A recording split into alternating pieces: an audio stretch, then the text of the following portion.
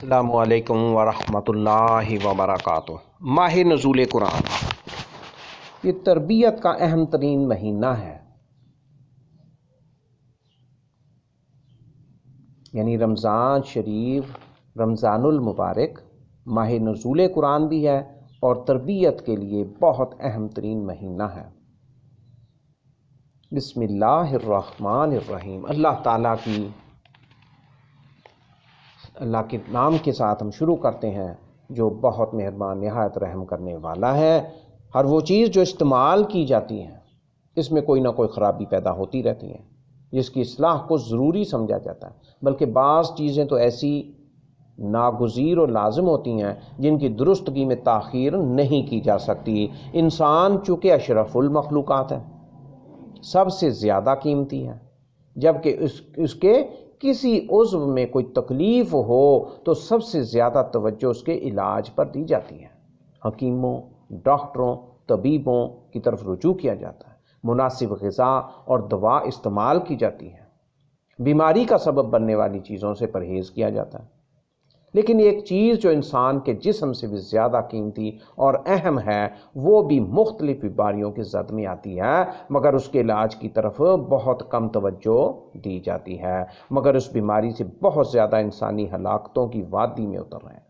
اس بیماری سے بہت زیادہ انسان ہلاکتوں کی وادی میں، گمراہیوں میں اتر رہے ہیں۔ وہ کیا چیز ہے؟ وہ ہے انسان کی روح، کہ روح انسانی جب وہ بیمار ہو جائے تو جسم کا بیمار ہو جانا لازم ہے۔ وہ ایک قاعدے کی بات ہے کہ جسم کے بیمار ہونے سے روح کا بیمار ہونا لازم نہیں، مگر روح کے بیمار ہونے سے جسم ضرور بیمار ہو جائے گا۔ وہ بہت ساری جسمانی بیماریاں جو روح کی بیماری سے لاحق ہوتی ہیں، لوگ ان کا علاج بھی ڈاکٹر اور حکیموں سے کراتے ہیں۔ یہی وجہ ہے کہ مناسب طور پر شفا نصیب نہیں ہوتی، وہ ہدایت نہیں پا سکتے، وہ قرآن سے فیض و برکات حاصل نہیں کر سکتے۔ ان کا اصل علاج تو توبہ اور اللہ تعالیٰ کی طرف رجوع کرنے میں ہوتا ہے۔ آئیے ہم دیکھیں کہ روحانی بیماریوں کا قرآن مجید کس طرح تذکرہ کرتا ہے اور ان کے کیا اثرات مرتب ہوتے ہیں۔ قرآن پاک میں ہماری روحانی بیماریوں کا بہت علاج موجود ہے۔ سورۃ البقرہ آیت نمبر 10 میں اللہ تعالیٰ کیا فرماتے ہیں؟ فی قلوبہم مرض فزادہم اللہ مرضا۔ یہ منافقوں کے بارے میں سورۃ البقرہ آیت نمبر 10 میں، فی قلوبہم مرض فزادہم اللہ مرضا۔ ان منافقین کے دلوں میں بیماری ہے، اللہ ان کی بیماری کو اور زیادہ کر دیتا ہے۔ سورۃ توبہ آیت 125 میں اللہ تعالیٰ نے کیا فرمایا؟ وَأَمَّا الَّذِينَ فِي قُلُوبِهِم مَّرَضٌ فَزَادَتْهُمْ رِجْسًا إِلَىٰ رِجْسِهِمْ وَمَاتُوا وَهُمْ كَافِرُونَ۔ وہ لوگ جن کے دلوں میں بیماری ہوتی ہے، قرآن کی آیات کا نزول ان کی ناپاکیوں میں اضافے کا سبب بنتا ہے اور وہ کفر کی حالت میں ہی مر جاتے ہیں۔ وہ لوگ جن کے دلوں میں بیماری ہوتی ہیں، یہ سب منافقین کے بارے میں فرمایا گیا۔ وہ لوگ جن کے دلوں میں بیماری ہوتی ہے، قرآن کی آیات کا نزول ان کی ناپاکیوں سیاہکاریوں میں اضافے کا سبب بنتا ہے اور وہ کفر کی حالت میں ہی اس دنیا سے جاتے ہیں، مر جاتے ہیں۔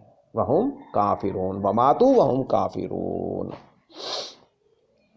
اللہ تعالیٰ نے سورۃ المطففین آیت نمبر 14، سورۃ المطففین، کلا بل ران علی قلوبہم ما کانوا یکسبون، ان کے دل بدعمالیوں کی وجہ سے زنگ آلود ہو چکے ہیں۔ سورۃ المطففین، اللہ تعالیٰ کا قرآن کلام پاک میں یہ سورۃ المطففین بیان کرتی، آیت نمبر 14 میں، کلا بل رانا علی قلوبہم ما کانوا یکسبون، ان کے دل بدعمالیوں کی وجہ سے زنگ آلود ہو چکے ہیں۔ قرآن مجید میں اور بھی بہت ساری آیات میں دل کی مہلک بیماریوں کا ذکر اور تذکرہ موجود ہے۔ یہ اتفاق کی بات ہے کہ جسمانی بیماریوں میں بھی سر فہرست دل کی بیماری ہے۔ ہارٹ پرابلمز یہ بہت اہم لیا جاتا ہے اور روحانی بیماریوں کا تعلق بھی دل کے ساتھ ہے۔ نبی پاک صلی اللہ علیہ وسلم کی حدیث شریف میں بھی ہے نا کہ جسم میں ایک ایسا عضو موجود ہے کہ اگر وہ صحیح ہے تو سارا جسم صحیح ہے، اگر وہ خراب ہے تو سارا جسم خراب ہے، اور وہ دل ہے جی۔ جسمانی بیماریوں میں بھی سرفہرست دل کی بیماری ہے، اور روحانی بیماریوں کا تعلق بھی دل کے ساتھ ہے۔ مگر فرق کیا ہے؟ فرق یہ ہے کہ جسمانی بیماریوں کی تکلیف اور نقصان قابل برداشت ہے، جسمانی بیماریوں کی تکلیف اور نقصان قابل برداشت ہے، مگر روحانی بیماریوں کی تکلیف اور نقصان ناقابل برداشت ہے۔ کیا یہ افسوسناک بات نہیں ہے کہ جسمانی بیماریوں کے علاج کے لیے تو ہم فوراً ڈاکٹروں، حکیموں، طبیبوں کے پاس پہنچ جاتے ہیں جی، سینئر ڈاکٹروں کے پاس، سرجنوں کے پاس، لیکن روح کی بیماری کو بیماری ہی نہیں سمجھتے، اور اسپیشل سرجن جو شیخ الحدیث ہیں، جو قرآن کا فہم رکھنے والے ہیں، جو اولیاء ہیں جی، ان کی طرف رجوع نہیں کرتے۔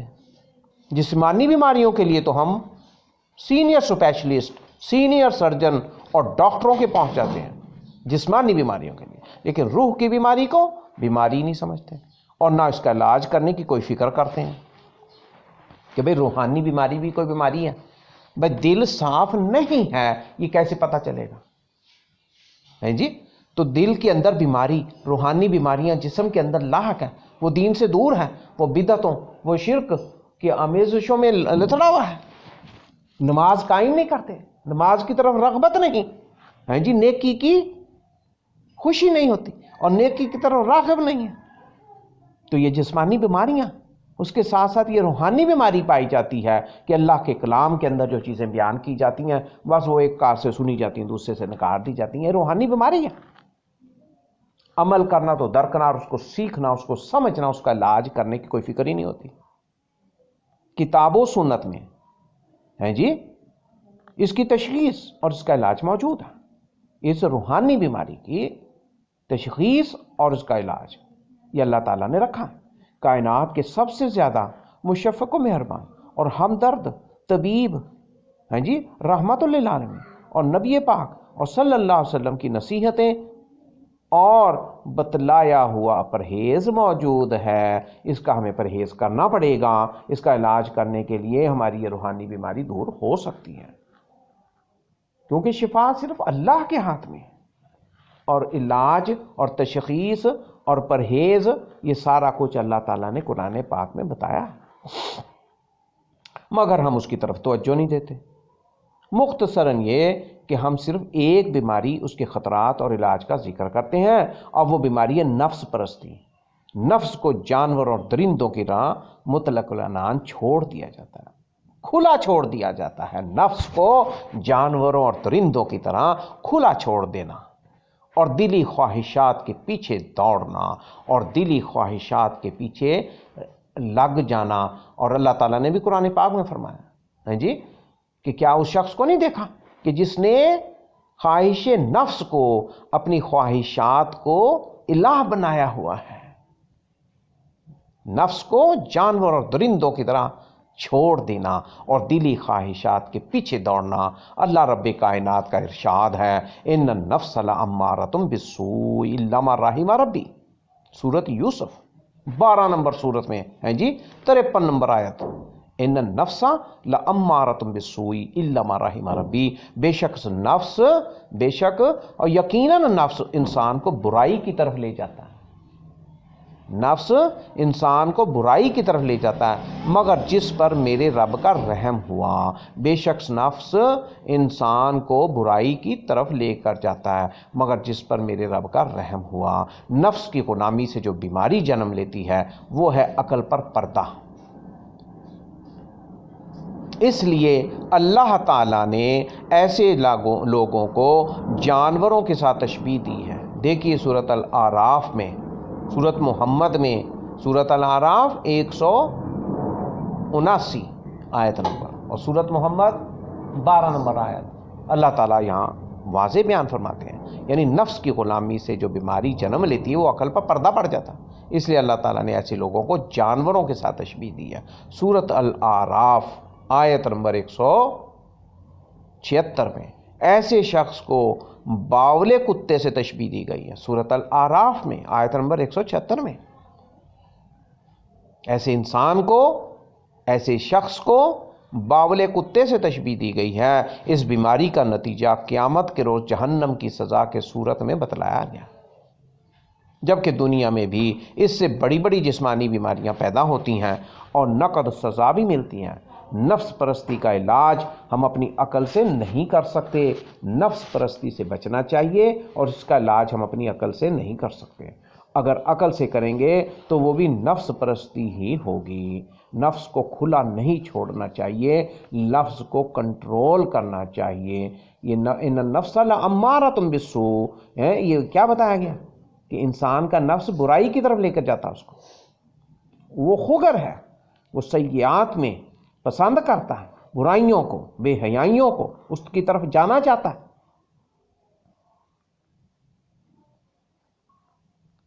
تو یہاں پر اللہ تعالیٰ کیا فرماتے ہیں جی، جبکہ دنیا میں بھی اس سے بڑی بڑی جسمانی بیماریاں پیدا ہوتی ہیں اور نقد سزا بھی ملتی ہے۔ ہم دیکھتے ہیں، یہ قرآن پاک بتاتا ہے پچھلی امتوں کی، اللہ تعالیٰ قوموں کی، مختلف انبیاء کی قوموں کے بارے میں بیان کیا فرماتا ہے کہ ان کے اندر اس قسم کی بیماریاں پیدا ہوئیں، بہت بڑی بڑی بیماریاں پیدا ہوئیں، ان کی سزائیں بھی ملتی رہیں۔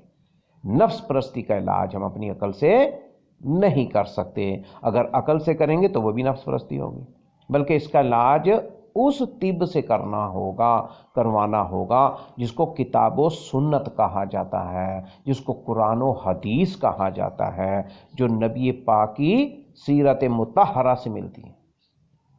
نبی پاک کے آنے کا اصل مقصد ہی ہے جی گمراہ قوم کو، گمراہ مخلوق کو راہ راست ہدایت پر لانا ہے۔ یہ نبی پاک صلی اللہ علیہ وسلم کے دنیا میں بھیجے جانے کا اہم مقصد ہے۔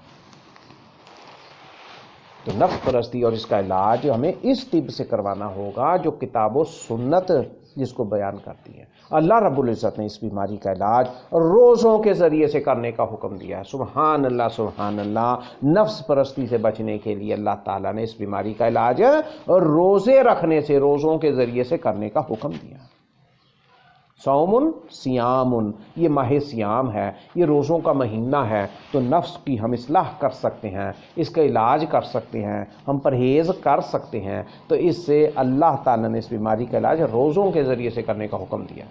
بیماری اس وقت پیدا ہوتی ہے جب کوئی چیز راہ اعتدال سے ہٹ جائے، کسی مادے کا ضرورت سے بڑھ جانا یا کم ہو جانا بیماری کا باعث بنتا ہے۔ لہذا نفس کو نہ تو جانوروں کی طرح کھلا چھوڑنا چاہیے اور نہ راہبوں کی طرح اسے بالکل کچلنا چاہیے، نہ راہب بننا چاہیے اور نہ نفس پرست ہیں جی کہ عقل پر پردے پڑ جائیں۔ ہم نے اپنے نفس کو ایسا کھلا چھوڑا ہوا ہو کہ ہمیں کچھ معلوم نہ ہو، ہر چیز ہم جائز حلال قرار دیتے رہیں اور اپنے نفس کو اس کو توجہ نہ دیں، اس پر اس کو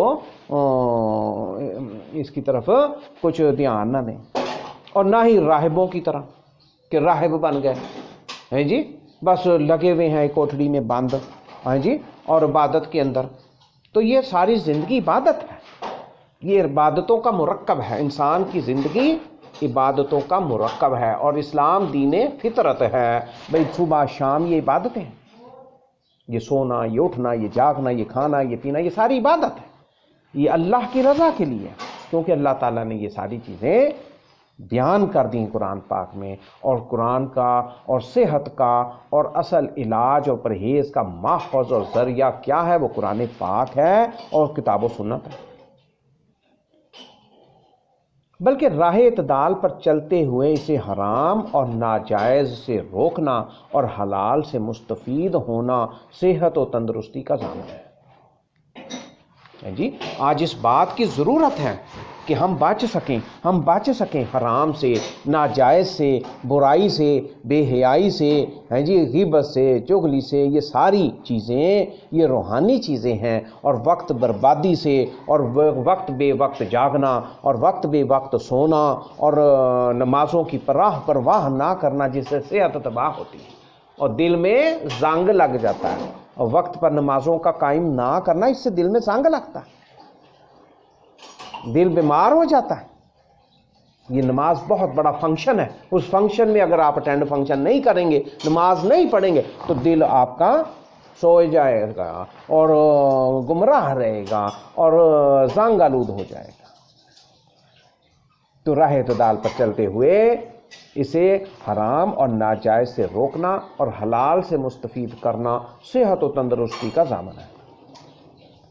روزے کے ذریعے سے بھوک اور پیاس دینے کا مقصد انسان کو کسی مشقت میں مبتلا نہیں کرنا ہے۔ اللہ تعالیٰ نے روزے کا مقصد یہ بیان نہیں کیا کہ بے بھوکے پیاسے رہو، نہیں، روزوں کے ذریعے سے بھوک اور پیاس دینے کا مقصد انسان کو کسی مشقت میں مبتلا کرنا نہیں، جیسا کہ بہت سارے بدنصیب مسلمان ہیں جی، بے علم مسلمان ہیں جی، جن کو تعلیم نہیں ہے قرآن پاک کی، حدیث شریف کی، اسلام کی، تو اس کو مشقت سمجھتے ہوئے اس کے تقدس کو پامال کرتے ہیں، بلکہ اس کا مقصد انسانوں کو اس کے بلند و برتر مقام تک پہنچانا اور انسانی اقدار سے آشنا کرنا ہے۔ روزے کا مقصد کیا ہے جی؟ اس کا مقصد انسان کو اس کے بلند و برتر مقام تک لے جانا ہے، پہنچانا ہے اور انسانی اقدار سے آشنا کرنا ہے۔ ویسے تو ہم ڈاکٹروں اور حکیموں کے کہنے پر بہت ساری مرغوب اشیاء سے پرہیز اختیار کر لیتے ہیں، حالانکہ اس بھوک اور پیاس کا ثواب نہیں ملتا اگر اللہ جو ہماری فطرت کو بنانے والا اور اس کے تقاضوں کو سب سے زیادہ جاننے والا ہے کہ حکم کی تعمیل میں ہم معمولی سی بھوک اور پیاس برداشت کر لیں تو اجر و ثواب کے علاوہ بہت سارے جسمانی اور روحانی فوائد بھی حاصل ہو جائیں گے جی۔ بھوک پیاس تو ضرور برداشت کرنی پڑے گی، تو معمولی سی بھوک اور پیاس، لیکن اس کے علاوہ بھی دیگر تقاضے ہیں وہ بیان کیے گئے ہیں، تو پھر بہت سارے جسمانی اور روحانی فوائد حاصل ہو جائیں گے اور عرصہ دراز سے ہماری زندگی میں رچی بسی بے شمار خرابیوں، بے اعتدالیوں، نافرمانیوں اور بد عملیوں کا علاج بھی ہو سکے گا۔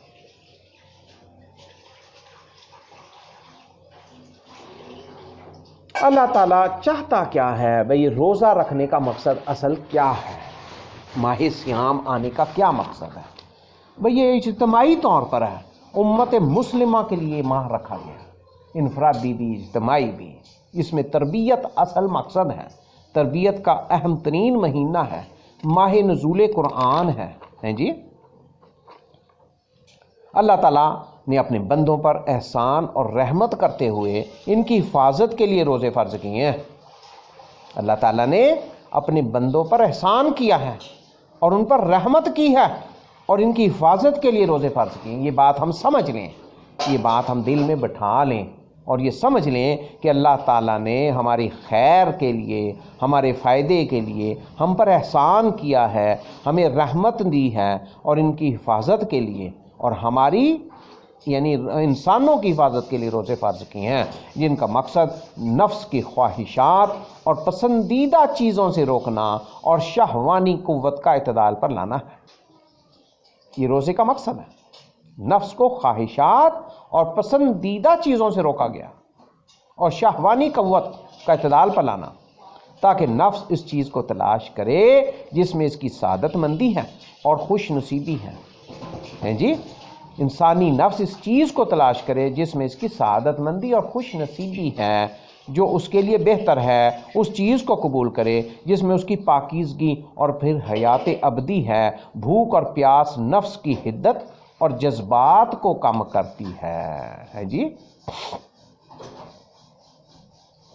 بھوک اور پیاس نفس کی حدت اور جذبات کو کم کرتی ہے۔ بھوک اور پیاس نفس کی حدت یعنی نفس کو ابھارنا، تو یہ کھانا پینا اور بھوک اور پیاس اس کی حدت اور جذبات کو کم کرتی ہے اور اسے بھوک کے ستائے ہوئے مسکینوں کی حالت یاد دلاتی ہے۔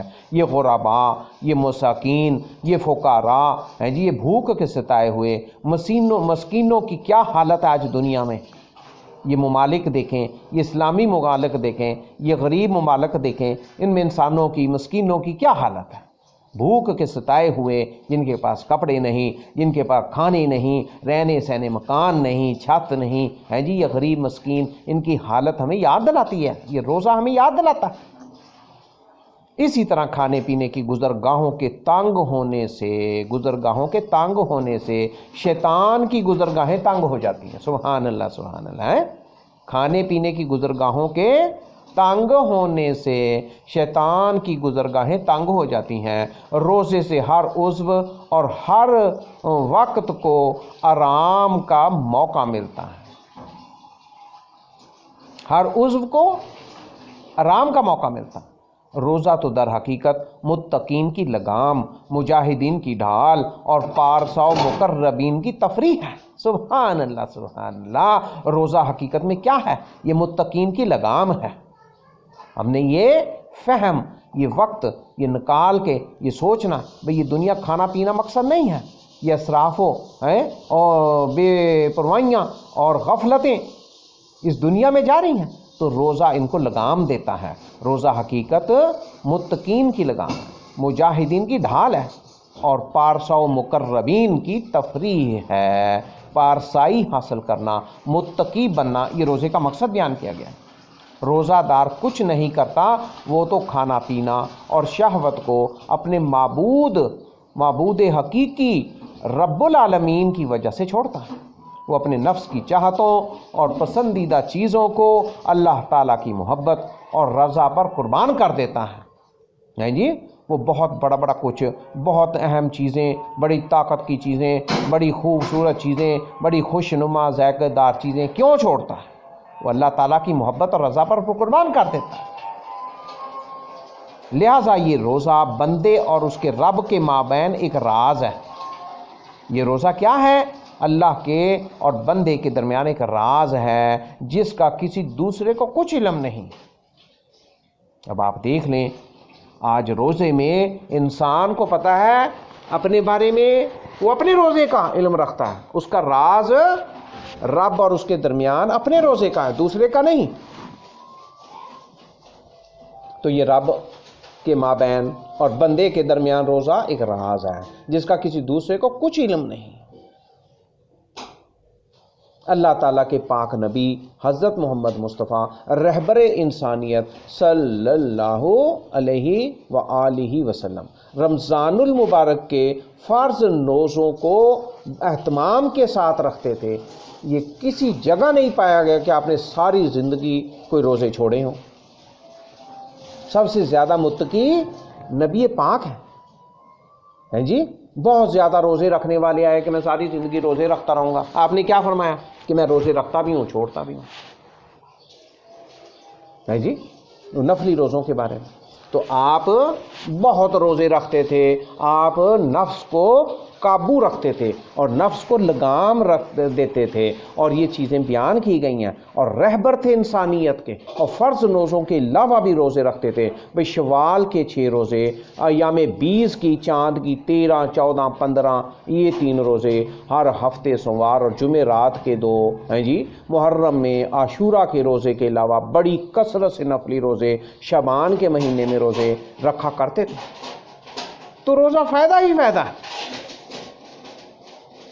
اگر آپ روزے زیادہ رکھ لیں تو زیادہ بہتر صحت ہوگی، اگر آپ زیادہ کھانے کھا لیں تو صحت پھر بھی خراب ہوگی۔ یہ عمومی بات ہے۔ ایک انسان کتنا کھا سکتا ہے؟ بھئی ایک دیگچی، 1 پلیٹ، 2 پلیٹیں، 10 پلیٹیں، لیکن ایک دیگ اگر وہ کھا جائے، ایک دیگ، اگر ایک انسان ایک دن روزہ رکھتا ہے، دوسرے دن روزہ رکھتا ہے، 10 دن روزہ رکھتا ہے، افطار کرتا ہے یہ شام کو، تو وہ بیمار نہیں ہوگا، وہ صحت مند ہی رہے گا، کیونکہ مختلف حالتوں میں بھی اللہ تعالیٰ نے لگاتار 1 مہینے کے، 2 مہینے کے سزاؤں کے طور پر بھی روزوں کا کئی جگہوں کے حکم دیا ہے جی۔ اب جو شخص اپنی بیوی کو ماں کہہ دے تو اللہ تعالیٰ نے، ایک سمجھنے کی بات ہے اصول کی، اس کو لگاتار 2 مہینے کے روزے رکھنے کا حکم دیا۔ اب بات کچھ بھی نہیں، لیکن اللہ تعالیٰ اس کو بہت برا مناتا، بہت برا اللہ نے سمجھا، اور بہت بڑا بات اس بات کو سمجھا ہے جی، کہ ماں کے درجے کو بیوی کو پہنچنا، یا بیوی کو ماں کو سمجھنا، ایسا کہنا یعنی ایک بات ہے۔ تو لیکن اگر وہ 2 مہینے روزے رکھے گا، اس کا نفس عین سیدھا ہو جائے گا۔ تو یہ اللہ تعالیٰ نے سزا تجویز کی ہے۔ تو 2 مہینے کے لگاتار، وہ علیحدہ بات ہے کہ بھئی 60 مسکینوں کو کھانا کھلا دے اور وغیرہ ہو، ایسی باتیں، تو لیکن اللہ تعالیٰ نے تو لگاتار روزے کا جس قدر فائدہ ہے، یہ ماہ رمضان کا پورا مہینہ ہے جی، اب یہ خواتین کے بارے میں بیان کیا جاتا ہے میں عقل کام ہوتی ہے بھئی، وہ نماز میں چونکہ کمی ہے ان کی اور روزے بھی چھوٹ جاتے ہیں، وہ بعد میں پورا کرتے ہیں۔ لیکن آپ یہ تجربہ ہے، یہ تجزیہ مشاہدہ ہے کہ جو شخص پہلے روزے سے آخری روزے تک لگاتار پابندی کے ساتھ روزہ رکھتا ہے، وہ اس کی تقوی کی کیا بات ہے، سبحان اللہ۔ تو لگاتار کسی چیز میں روانگی اور برقرار رکھنا، باقاعدگی کسی چیز میں ہوگی، اور بے قاعدگی اور باقاعدگی میں فرق تو واضح ہے۔ تو بہرحال یہ کچھ فلسفے کی باتیں ہیں، تو لیکن اس کے علاوہ ہم یہ بات کر رہے ہیں، یہ بات بہت اہم ہے کہ بھائی ماہ رمضان کے مہینہ جو ہے، رمضان المبارک کا شہر رمضان، رمضان کا مہینہ کیا ہے؟ اس پورے مہینے میں اگر ہم نے اصلاح نہیں کی پھر سارا سال ہم جو مرضی ٹکریں مارتے رہیں جی، جو مرضی کرتے رہیں، تو رب نے یہ بہترین اس کا تجویز کیا کہ بھئی پورے مہینے کے روزے رکھے، کہ جو شخص مہینے کو پائے وہ روزے رکھے، بہتر ہے اس کے لیے۔ استثنائی کیفیتیں بھی موجود ہیں، تو لیکن اللہ تعالیٰ نے پہلا حکم کیا دیا کہ جو بھی شخص اس ماہ کو پائے اس کے روزے رکھے، اس سے بہتر بات نہیں کوئی ہے جی۔ تو یہ تزکیہ نفس کے لیے بہت اہم چیز ہے، بہت بہترین پرہیز اور علاج ہے۔ تزکیہ نفس کے لیے روزے سے زیادہ مؤثر اور کوئی عبادت نہیں، کوئی نسخہ نہیں۔ آئیے آج ہم بھی عزم کریں کہ انسانیت کے ارفع و اعلیٰ مقاصد کے حصول کے لیے رمضان المبارک کے مہینے میں ہم بطیب خاطر ان تمام تر پابندیوں کو قبول کریں۔ روزہ کیا ہے؟ روزہ ڈھال ہے، وہ روزہ ہمیں بچانا چاہتا ہے جی، جن کا تعلق روزوں کے آداب سے ہے۔ ان پابندیوں کو ہم قبول کریں، ہم رک جائیں، ہم اپنے آپ کو، اپنے نفس کو روک لیں، اپنے اعضاء کو، اپنے ہاتھوں کو، پاؤں کو، زبان کو، آنکھوں کو، جسم کو، ٹانگوں کو جی، ان شرمگاہوں کو، ان چیزوں کو، ناک کو، کان کو، یہ روک لے گا، یہ پابندیاں ہیں۔ اور روزہ بھی ہے اور سب کچھ چل رہا ہے جی، سب کچھ چل رہا ہے، پھر یہ کیسا روزہ؟ تو اس لیے ارفع و اعلیٰ مقاصد روزے کے کیا ہیں کہ رمضان المبارک کے مہینے میں ہم ان تمام تر پابندیوں کو قبول کریں اور سمجھیں، کچھ وقت نکالیں، اپنے لیے نکالیں، رب کے لیے۔ رب کی رضا اسی میں ہے کہ جن کا تعلق روزوں کے آداب سے ہے، اور اگر ہم ایسا کرنے میں کامیاب ہو جاتے ہیں تو جنت کا دروازہ، ایک اللہ تعالیٰ نے جنت کا پورا دروازہ باب الریان ہے جی، وہ ہمارا منتظر ہوگا۔ اللہ تعالیٰ نے پورا ایک دروازہ بنا دیا۔ اب جو پابندیوں کو قبول کرتے ہیں وہ رک جاتے ہیں۔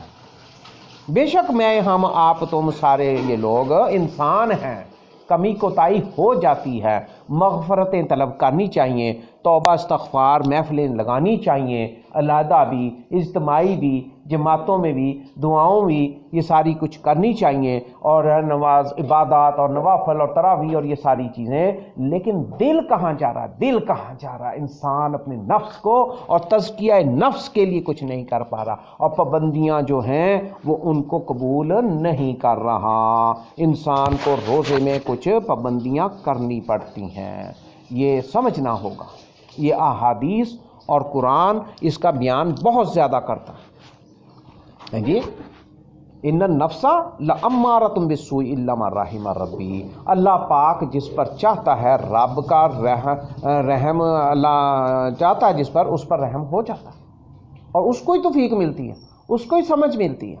تو لیکن عام کھلا نفس چھوڑ دینا، ان النفس لامارۃ بالسوء، انسان کا نفس کیا ہے؟ وہ برائی کی طرف لے کر اس کو جاتا ہے۔ اب انسان کو یہ سمجھنا ہے کہ بھئی تزکیہ نفس اور نفس کو کھلا چھوڑ دینا یہ دونوں علیحدہ چیزیں ہیں، اس کا تزکیہ ہونا چاہیے۔ یہ قرآن بیان کرتا ہے، یہ واضح بیان کرتا ہے۔ تو روزے کو سمجھنا اور اس مہینے کو اور سمجھنا، اور رمضان المبارک کے اندر اور یہ دیکھنا کہ یہ دوسرے مہینوں سے کس طرح فرق ہے۔ ہم اپنی نفسانی خواہشات کو، یہ کھانے پینوں کو، لباسوں کو، وقت کو بھی کنٹرول کرنا، اور وقت کے اوپر بھی پابندی رکھنا ہے جی۔ اور سونا اور جاگنا اور سحری کرنا، جو اچھائیاں نبی پاک کی ہیں وہ قبول کرنا. اب سحری نہیں کرتے، میں نیند آتی، پھکا روزہ، بڑے پہلوان بن جاتے ہیں. آپ نے کیا فرمایا؟ بھائی سحری برکت ہے، بھائی سحری کرو، آخر وقت تک سحری کرو. سحری یہ بھی ایک پابندی ہے. تو جسم کے ساتھ ساتھ دل اور تزکیہ، اس کی طرف ہمیں توجہ کرنی چاہیے. تو روزہ بہت بہتر آسان ہو جائے گا، اور اللہ تعالیٰ کی رضا اور اس چیز کو پانے کے لیے ہمیں کچھ قربان اور پابندی کرنی پڑے گی. تو اپنے نفسوں کی چاہت اور پسندیدہ چیزوں کو اللہ تعالیٰ کی محبت اور رضا پر قربان کرنا پڑے گا. یہ اللہ تعالیٰ نے ایسے نہیں فرمایا کہ یہ میرا اور میرے بندے کے درمیان ہے. اس کا صلہ جو ہے، اس کا ثواب جو ہے، روزے کا اجر جو ہے، تو یہ اللہ تعالیٰ بہت بہتر جانتا ہے. اس کے ملائکہ لکھ رہے ہیں. ہم حالانکہ روزے میں ہوتے ہیں لیکن ہماری توجہ کیا ہے؟ تو یہ چیزیں جڑی ہوئی ہیں. قرآن روزے سے جڑا ہوا ہے، انسان قرآن سے جڑا ہوا ہے، انسان روزے سے جڑا ہوا ہے. لیکن اگر یہ چیزیں چھوڑ دی جائیں اور ان کو یہ گلدستہ نہ بنایا جائے تو پھر کیسے خوشبو آئے؟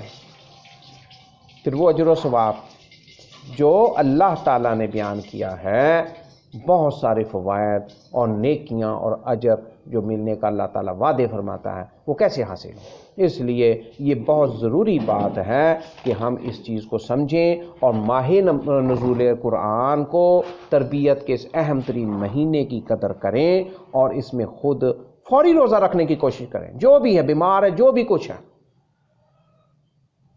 الا ماشاء اللہ، الا ماشاء اللہ. یہ تو اللہ تعالیٰ نے استثناء دے دیا، لیکن کیا فرمایا کہ جو بھی اس مہینے کو پائے روزہ رکھ لے. بہتر یہی ہے. تو اس سے شیطان کو دور کرنے سے اور نفس کی تزکیے کے ساتھ ساتھ بہتر ہو جائے. اگر کوئی بہت زیادہ موذی مرض ہے، اٹھ نہیں سکتا، کسی کا پیٹ کھلا رہتا ہے، وہ دست آ جاتے ہیں، کوئی ایسی موذی مرض ہے کمر کھڑی نہیں ہو سکتی، کوئی کھایا پیا رہ نہیں سکتا وغیرہ، وہ شدت کی بیماری ہے، تو پھر وغیرہ روزے سے بہت اصلاح ہو سکتی ہے.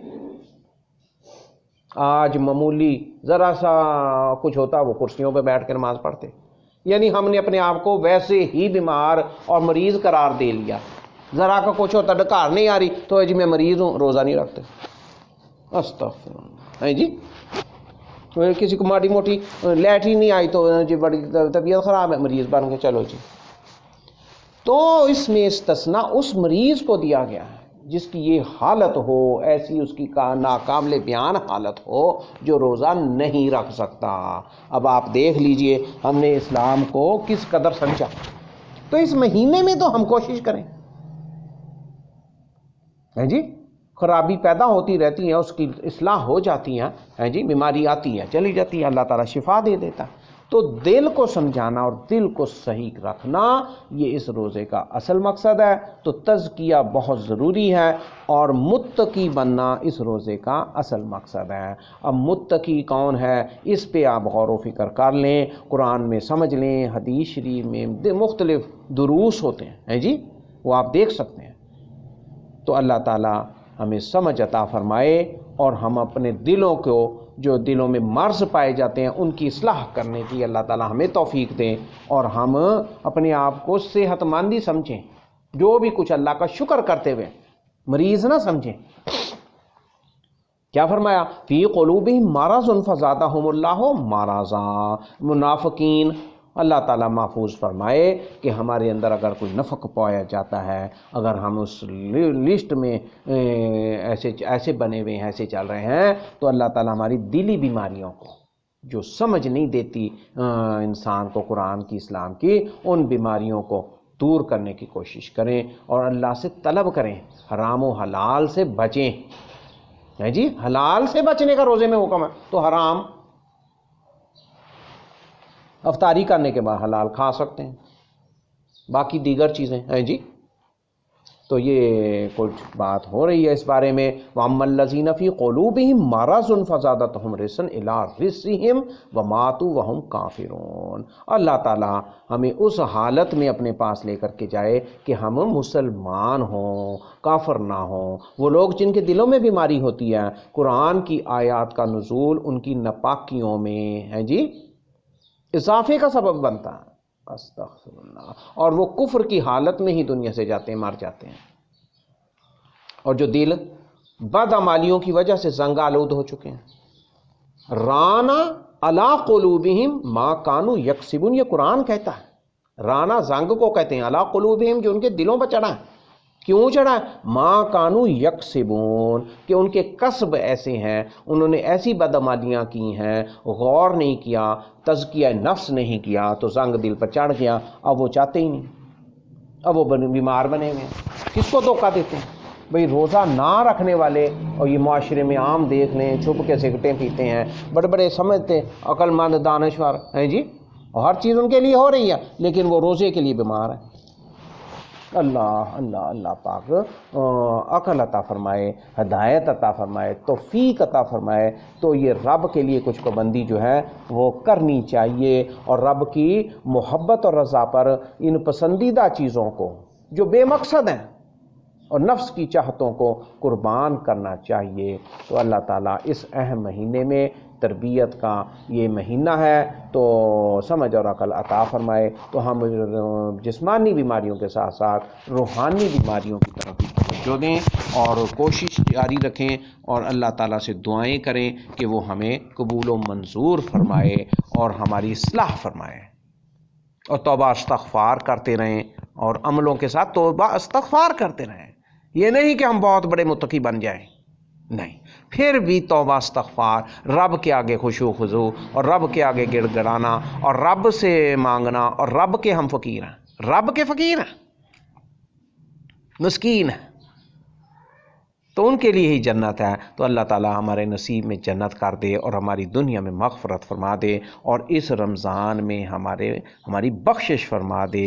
جیسے کہ بیان فرمایا گیا تھا کہ بھائی جبرائیل نے کیا فرمایا کہ جو شخص اس ماہ کو پائے، رمضان کو، اور مغفرت رب سے نہ کروائے، وہ ہلاک ہو گیا، وہ ہلاک ہو جائے. تو آپ صلی اللہ علیہ وسلم نے آمین کہا. تو اللہ تعالیٰ ہماری مغفرت فرما دے. ہر روزے میں، ہر رات، ہر دن پوری ہم کوشش کریں استغفر اللہ ربی من کل ذنب واتوب الیہ، اور یہ جو ہے دعائیں کرتے رہیں. اللہم انت ربی لا الہ الا انت خلقتنی وانا عبدک وانا علی عہدک ووعدک ما استطعت اعوذ بک من شر ما صنعت ابوء لک بنعمتک علی وابوء بذنبی فاغفر لی فانہ لا یغفر الذنوب الا انت. یہ استغفار کرتے رہیں، اور یہ پڑھتے رہیں کہ ہم اقرار کریں کہ ہم رب سے ملنے والے ہیں، رب سے ہماری ملاقات ہونی ہی ہونی ہے. ہم کتنا دنیا میں جی لیں تو لیکن آخر جانا ہے جی. تو قرآن مجید اس کو سمجھیں، اس کی کوشش کریں اس ماہ میں خاص. یہ نہیں خالی تلاوت ہی کر رہے ہیں، اس کو غور و فکر بھی کریں. تلاوت کرنا بہت اہم، بہت افضل، بہت ثواب کا کام ہے.